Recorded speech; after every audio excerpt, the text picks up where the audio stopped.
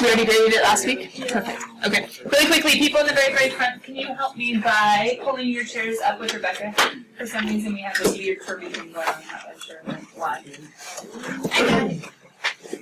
Perfect, perfect. All right, second row. Come like within 3 or 4 inches of their desk. You can give yourself a little bit of leg room. People behind, come up barely at all. Victor, back. Back a little more, Victor. David, back.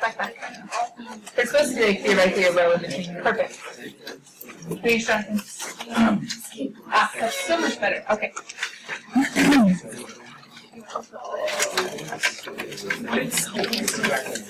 Alright guys, thank you so much. Here's our calendar. We are, as we talked about last week, finishing section 3.5 and hopefully starting a review. Hopefully. Tomorrow we'll continue reviewing. Over the weekend you could have worked on section 3.5, but some of you might have left it until tonight. But for those of you who did work over the weekend, you can be working on the chapter review tonight, coming tomorrow with questions. Our test we went ahead and bumped until Wednesday. So tests on Wednesday, corrections we turned in on Friday. That should already be done. And we are back here. Remember, chapter 3 was all exponential and logs. So there's not really any new math. This section is all word problems, remember? It's all word problems. On Friday, we got to see all the different models, I think. I told you guys the only ones that you really needed to star, as in like knowing were the finance ones, yeah? So with that, we've finally gotten to actual examples, and I think we solved one of them. Oh, we solved 2 of them. That's right, we got the virus one. Did we fully finish? Yeah, 11 days. We rounded up. And then I was like, oh wait, we're done. So, what's today for? Review. Grab up the homework that you're supposed to work on over the weekend. Remember I said that it could have gotten hard and tricky? And I said that we would be able to spend some time in class today working on that and maybe transitioning over to the review. Let me pull up the book as well. If you guys got stuck at any point. Yes. That's right, I forgot that we'd already finished all the notes. I'm still giving an extra half day, which is half of today, for section 3.5. So that we can, some of us, work on it. But for those of us that did start it, where'd it get tricky? Where'd you get stuck? What's one you didn't like that you want us to look at? Do you have anything for us? Oh, go for it. Yeah, I know. It's a hard one. It seems easy and then it gets 7 and 10. Let's just start there then. If you guys haven't started homework, you might want to go into your workspace just to get this down. Unless you want to, I don't know, do your problems out of order, but that always kind of annoys me, so I don't know. If you want to go in your workspace, we're looking at numbers 7 and 10. Jacob, are those the only 2 from this chart? Okay, I think so too. First of all, it does say continuously compounded interest, so what formula are we using for this entire chart? A equals... Good, A equals per. P e to the RT. Principal, how much money to begin with? Or the initial investment would be P. E is just a number, right? 2.71828, so ignore him. R, that would be the rate. And just in general, T is time, but it's not the double or the 10 years. I mean, I guess T equals 10 on this last one. T does equal 10 on the last one. Time to double, what are they talking about? What's double? Yeah, the initial amount is doubling. So if we're trying to think about the amount being double, couldn't we say A is equal to 2 times P? And guys, in this formula, A equals current. I think I might have misspoken on Friday. A is the current value of the entire investment. So it includes the principal and the interest on top of it. It's not just the interest alone. So time to double, that's how much time it takes for A to become twice as much as you started instead of twice as much as B. If you're going to look at number 7, which is similar to number 8, what can we plug in our formula? Principal rate. Good. So we can plug in a number for P. We can plug in, we're not going to plug in 3.5 though. What are we going to plug in? 0.035. Remember, move it 2 places to the left. So we can plug in 1,000 for P. E is just a number, no big deal. The rate is going to be 0.03. What can we plug in for the very final box? T is equal to 10. So that's just a plug and chug to the calculator. Plug in 1,000, plug in 0.035, and plug in 10. Solve. That's going to fill in the final box. But what are we going to do for the third box? That's the one I think is tricky. Can we still plug in 1,000 for the principal? For the initial amount? Can we still plug in 0.035 for R? But we don't know T, isn't that the point? Find the time? Yeah, but Kevin's like, hey, we can put 2,000 on the other side. And how do you know that? Because it's supposed to double. So now isn't it just an equation where we're dividing and maybe taking ln of both sides in order to solve for T? That would be my thing. So plug in 2,000 for the new amount of the loan, divide by 1,000, take ln of both sides to cut out the e, and then divide by 0.035. Now, how does number 10 do it a little bit harder? There's no rate. But what do we know way down there? Let's say the amount after 10 years. Let's do what we know. We know that P is equal to 500 now for number 10, for those of you who don't know. Plug in 500. E is just a number, no big deal. R, stink, we don't know. But what can we still plug in if we're in that final column? Can we still plug in 10? But we don't know R. What else can we plug in? Yeah, we can plug in 1505. So very similar to this one, we can plug in 1505, we can divide, we can take ln of both sides, we can divide by 10, which will find us R. And then once we know R, can't we follow the same procedure we did here? In the sense of now we'll know the 500, now we'll know the R, we'll just plug in the T, and then what will we set A equal to for trying to double? 1,000, because it'll be double the initial amount. So the very first step on this one was kind of tricky. You had to look at this last clue, plug in the amount, plug in the time, find the R, and once you find the R, you can go ahead and follow the same procedure I showed from the first step. Does that kind of help, Jacob? Good. David, do you have something else to add that we can look at? Yeah, number 30. Okay. Let's go peek at number 30. So guys, that was for number 7 and 10 to help out, if you hadn't gotten there yet. Number 30.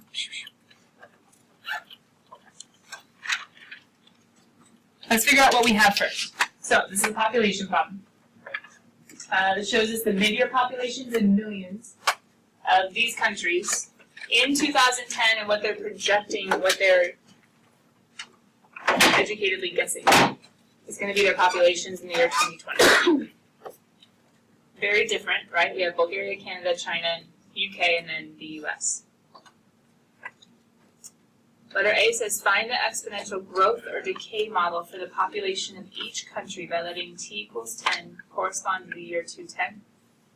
So we're finding an equation for each one, and then we're using that equation to think of, okay, well, what would we predict in 2030? So,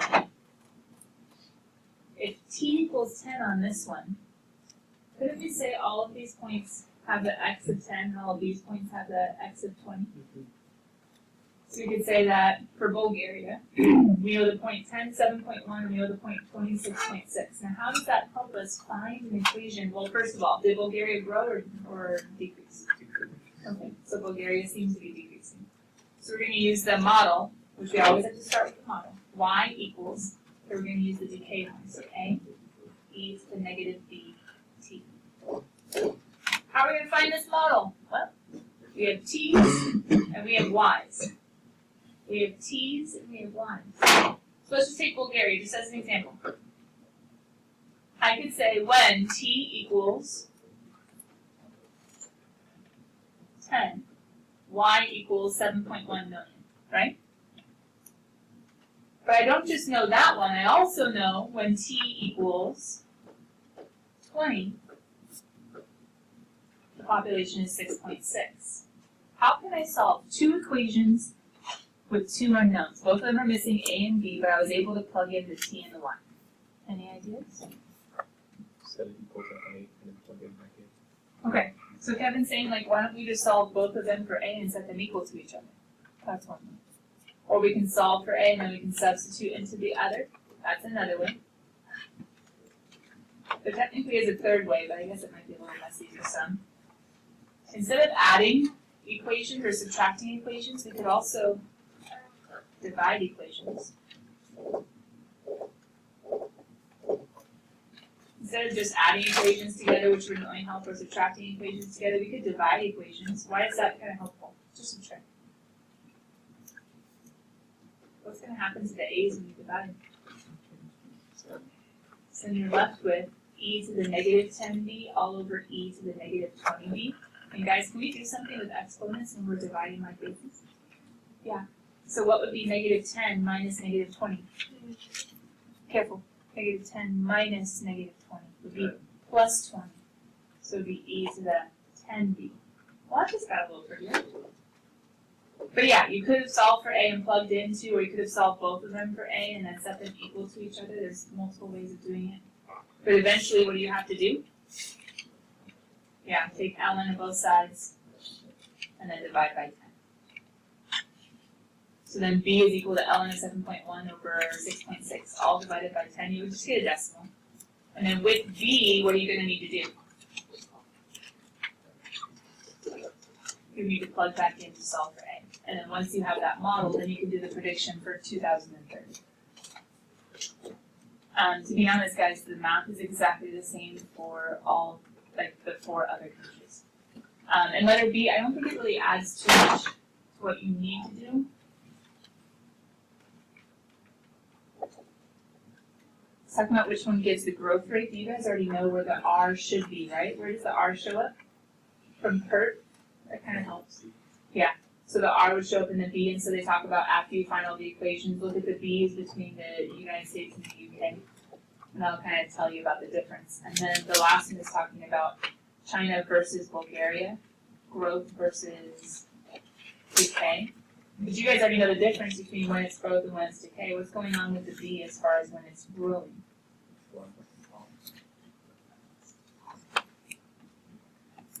Yeah, I was just thinking positive, yeah. If it's a positive exponent, it's going to be going up. But if you want it to be going down, you're going to have to reflect it, which means that's going to need to be a negative. So that's the way you talk about that. So B and C are more concept-y. The math is really an A, and the math in letter A just has you doing this. Plug in the 2 points.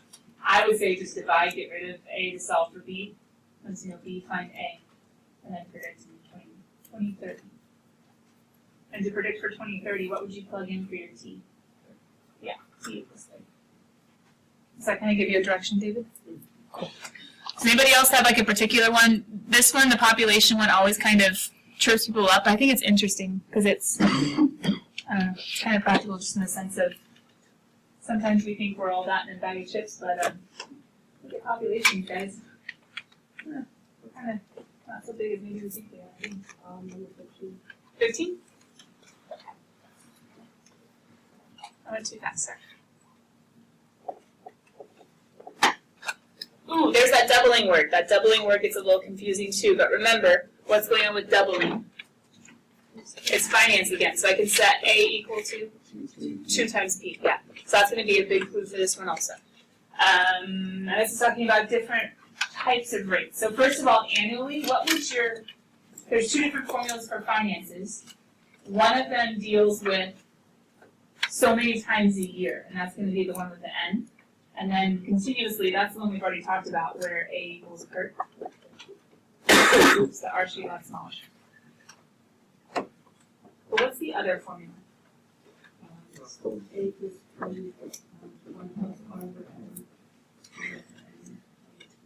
Yeah, good. So if it's annually, what's N going to equal how many times a year? Yeah, just 1. Monthly? Daily? We'll just say 365. So you're going to plug in your N to the formula, wherever it goes. And then you're going to go ahead and plug your R into the formula. And then you're going to set here's the weird thing, you're going to set, you don't know T, and you don't know P, and you don't know A. You're like, I don't know anything, but wait. What happens if we plug in 2P for A? If I know the R and if I know the N, I can divide the P and say, well, I don't really need to know the A or the P to figure this out. So you're going to plug in 2P for the A, divide your P over. You might have gotten confused thinking that you were missing all sorts of things, but that doubling word really was the key to saying we don't really care about the A or the P, we just care about when the ratio is 2. So you're just going to set 2 equal to 1 plus, you're going to know R from the problem, you're going to know N from AB, C. D is a different formula, but you're still going to plug in A is 2P divided P. You're just solving for T. You're just solving. Alright, with this, kiddos, I'm going to go ahead and let you guys have some some work time. You can work in groups if you want. If you want to move around the room so that you can work with certain people that are going to be easier or more beneficial for you, that's okay, as long as you're being productive. If you need to borrow books, you can go grab one. If you brought your book, that's cool. Let's see if we have enough for everybody before it goes to people's lockers. You definitely want your calculator for these ones, because there are going to be decimals for sure. So if you need to go grab something, go for it. Yeah, you can listen to music if you want to just get in and work. When I talk about the test, just a little bit of let me get the homework sheet for those of you guys that need either the chapter review, because you're really cool like that and you're ready for it, or if you need the rest of the problems for it.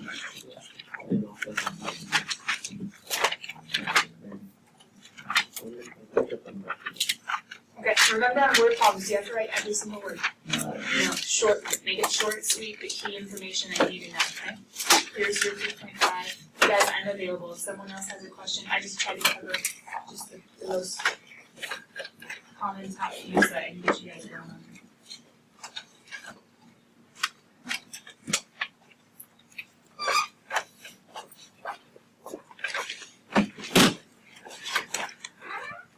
I'm going to pause the video and I'll only start recording again if put this one up on the screen because some people are already there. Half-life, they say decay. That helps too. We're going to use y equals a e to the negative b x. Like with PERT, a is going to be your initial.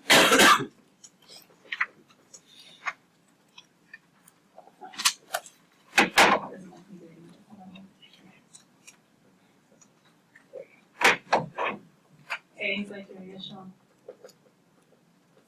and B is like your rate. In this one, X is going to be your T for time. You can kind of make it what you need it to be.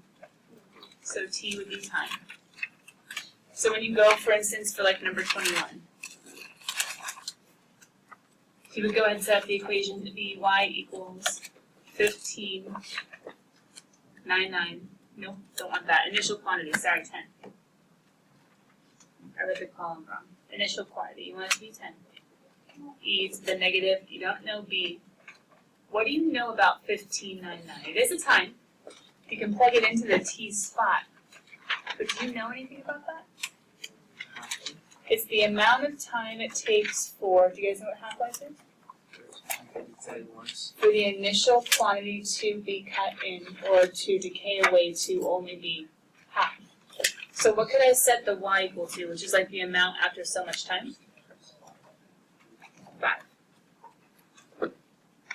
So you can go ahead and find your rate, find your unknown other quantity by plugging in when t equals 15.99. So after 1,599 years, 5 grams of the original isotope is left. So then you can solve for B using like division and using ln. And then once you know B, how are you going to solve for that final column?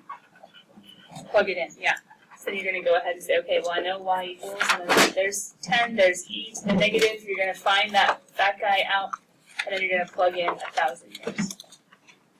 So all we need to do is figure out who B is from this equation, plug him in, and we're good to go.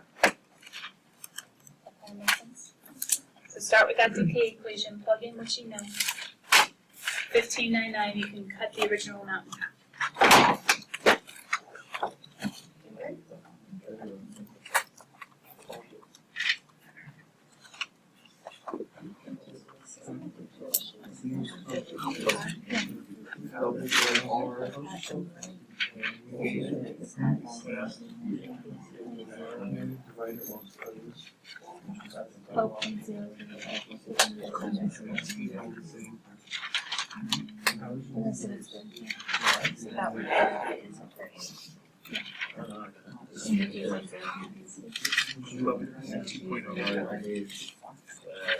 Oh, David, sorry.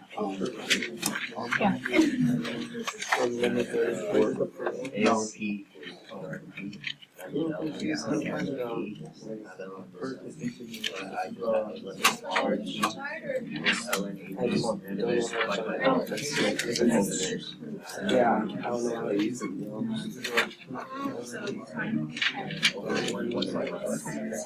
It's double the one. Y will be. You. How many